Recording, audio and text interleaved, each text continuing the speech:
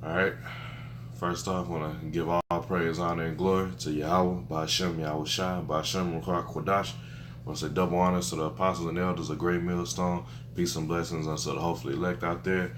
And dealing with this lesson I'm about to go into is pretty much a response to Vocab Malone, man, with his black Hebrew Israelite bullshit he's putting out there, and along with a lot of other Israelite camps that identify themselves as black Hebrew Israelites, man, which is a completely off and negative spin and a byword, man. When there's no such thing as a black Hebrew Israelite because Israel come in all shapes and colors, man.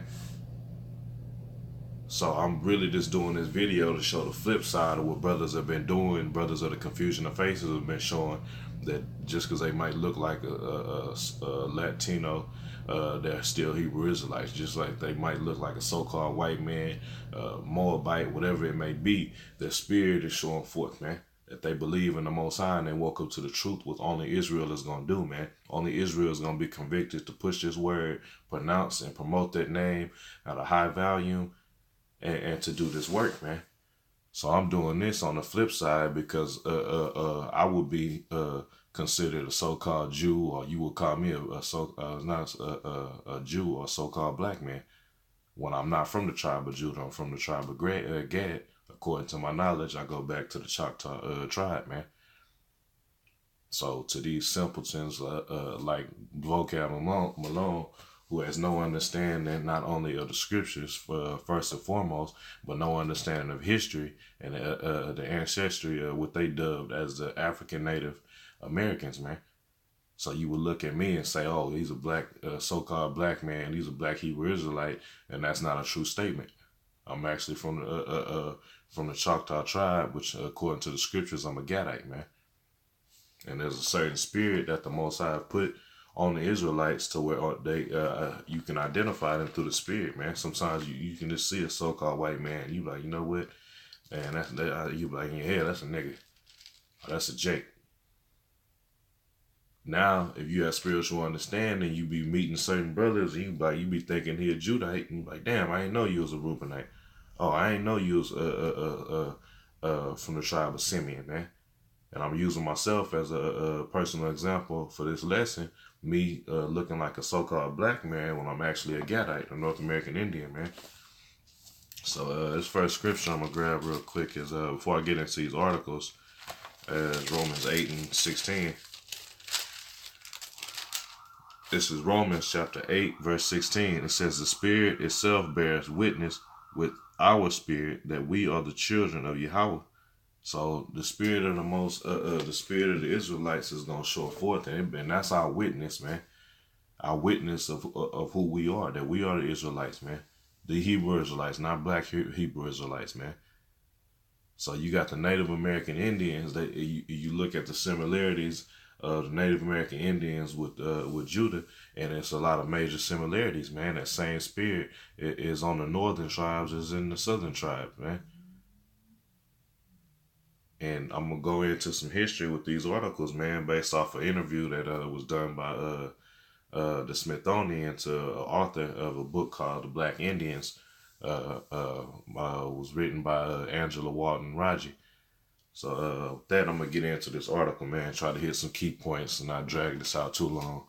But this is off of Smithsonian.com, and it says, an ancestry of African Native Americans using government documents. Author Angela Walton Raji traced her ancestors to the slaves owned by American Indians, man. And in a minute, I'm going to go into the law of how to keep a slave, because you got a lot of people who don't understand the history and proof that the Native Americans are Israelites is because they was keeping the law to a certain degree, man. And they had owned slaves, but they was freeing them after a certain amount of time, man.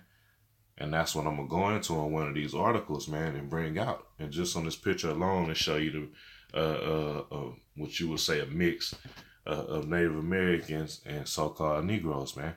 It says researcher Angela Raji has been studying African Native genealogy for over 20 years. The Comanche family pictured here And the Comanches was another one of the families or tribes who was taking in black slaves and freeing them and giving them residency amongst those tribes after a certain amount of time, man. This was from the early 1900s. So now today, you have what you call a so-called black Hebrew Israelite on first sight and not know that he goes back to one of the North American tribes, man. Or could be a Seminole Indian or one of the northern tribes, man. Because first of all, what y'all understand, at one point, all the nations were dark, man. And before Esau showed up with his red, pink, fucking pasty skin, man. But I'm trying to hit some key points in this article. It's just a lot of reading. If you choose to in your own time, it's a good article to go into. But just a backdrop on it says what spurred you to start researching African Native American history and genealogy. Said I was inspired to begin research because it was part of my family's history. I'm originally from West Arkansas and Eastern Oklahoma, right there on the border. My great grandmother Sally Walton was born in Indian Territory, and her grandmother was a so-called black woman, man.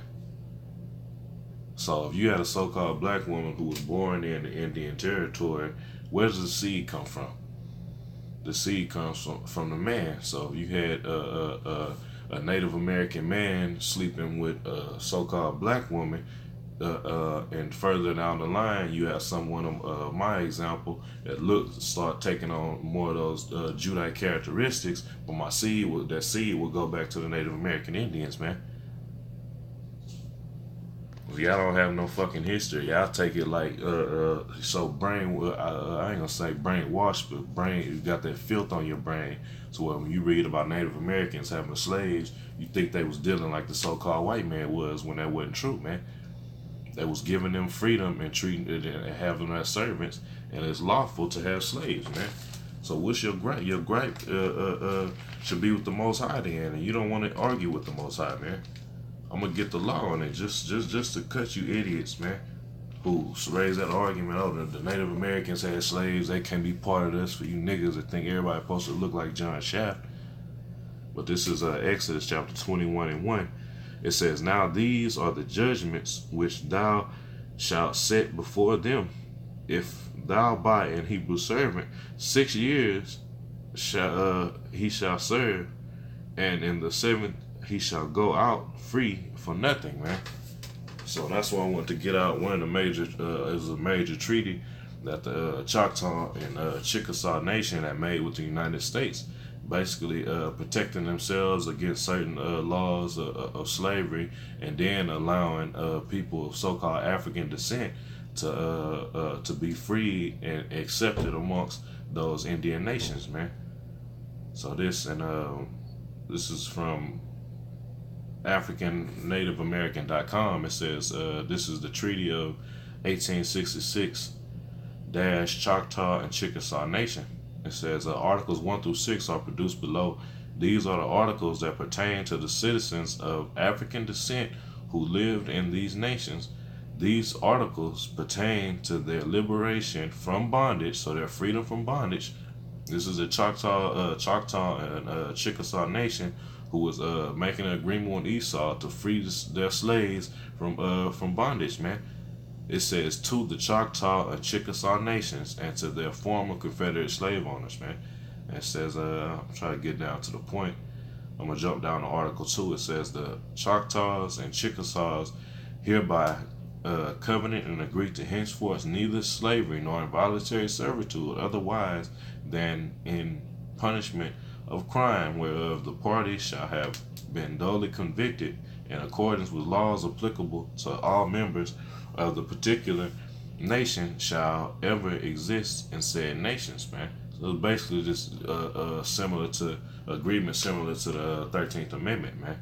But Article 3, it says the Choctaws and Chickasaws, in consideration of the sum of $300,000, hereby secede to the United States, the territory west of the 98-degree west longitude, known as the least district. Now you think this is one of the another treaty that Esau didn't make good on, man? You think to this day he's adhering to this? No. Well, this is a lot of the history that a lot of Negroes don't even have, especially this idiot Vocab Malone, man. Vocab Malone, man, who would look at anybody of a so-called black man and label them, so you a black Hebrew Israelite, man. First of all, none of us are black Hebrew Israelites, man. But our seed, we've been spreading our seed throughout the four corners of the earth. So you're going to have Israelites that don't look like so-called Israelites. And you're going to have, amongst Israel, you're going to have a brother that look like a different tribe, but he might go back to another tribe, man. He might, in the main case of this topic is brothers that look like so-called Negroes, but go back to the northern tribes, man. And this history proves it, man. I'm gonna get down, try to get to this point real quick. This is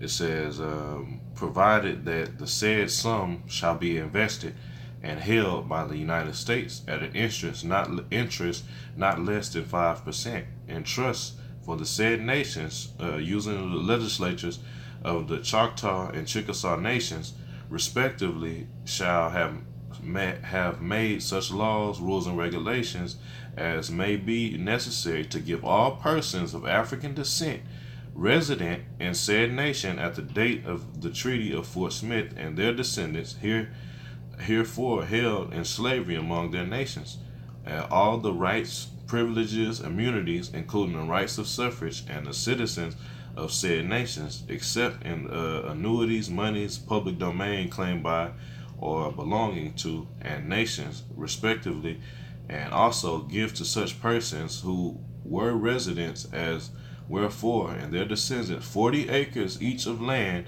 of said nations on the same terms as of the Choctaws and Chickasaws, man. So this was so basically the so-called Negroes that came into bondage under the Native American Indians. They was given not only allowing them to go free, but they was fighting to give them 40 acres of land each, man. And due to Esau's tactics of divide and conquer, now you got this history not being spoke of and wiped away in American history, man. Which is the devil's history, man. All about deceit and hiding the truth, man. That's why you have no understanding of how you got so-called Native American Indians that come looking like a Judite, man, looking like a so-called Negro, and then the flip side, man, you have northern tribes that could be straight from the tribe of Judah, man. So I'm gonna end it on that, man. So deaf to any of y'all who think that the northern tribes aren't part of the Israelites, and then to you simple fucking people out there like Vocab that label us as black Hebrew Israelites, which we are not. You have so-called black men that go back to the northern tribes, man, such as myself, man. And with that, once again, I want to give all praise, honor, and glory to Yahweh, Ba'ashem, Yahushua, Ba'ashem, Ruach Kodash. I want to say double honors to the apostles and elders once again for guiding us and ruling us well through the Spirit, and peace and blessings. Shalom unto the elect and confusion of faces, brothers among the elect, man. Shalom.